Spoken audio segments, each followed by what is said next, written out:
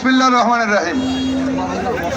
সম্মানিত যুবদলের নেতৃবৃন্দ ও যুবদলের শুভাকাঙ্ক্ষী ভাইরা, আপনারা এত রৌদ্রের মধ্যে কষ্ট করে এসে এই মোমেন্টকে রক্তাক্ত করার প্রতিবাদে যে বিক্ষোভ সমাবেশের আয়োজন করেছেন, বিক্ষোভ সমাবেশ করেছেন, এই জন্য আপনাকে আন্তরিক যুবদল ও পৌর বিএনপির পক্ষ থেকে জানাই আন্তরিক শুভেচ্ছা অভিনন্দন। সংগ্রামী ভাইরা আমার, আজকে আমার যুবদলের এক ভাই, আজকে আমাদের এই পুলিশ প্রশাসন বিচার বিভাগ, আমরা এই মোমেন্টকে নির্মমভাবে কুপিয়ে 5ই আগস্ট এই শেখ হাসিনা পিছনের দরজা দিয়ে পালিয়ে গেছে।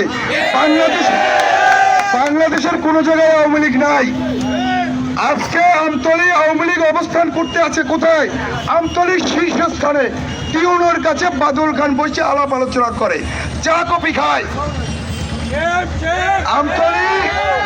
আমতলী বিচার বিভাগ, যিনি জুডিশিয়াল ম্যাজিস্ট্রেট, তার মাথার উপরে বঙ্গবন্ধুর ছবি নামাইছে এইখানে যেদিন গেছে সেই দিন।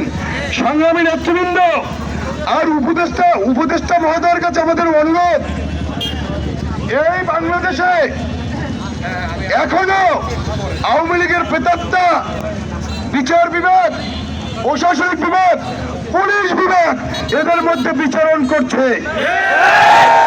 এই বিচরণ থেকে এখনো রক্ষা পায় নাই।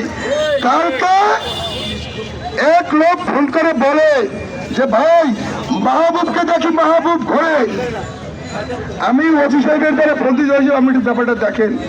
সে বলে যে মোবাইলে দেখছি সে বরিশাল, অথচ এক স্কুল গেলে 100 লোকে সাক্ষী দিবে যে মাহবুব ঘরে।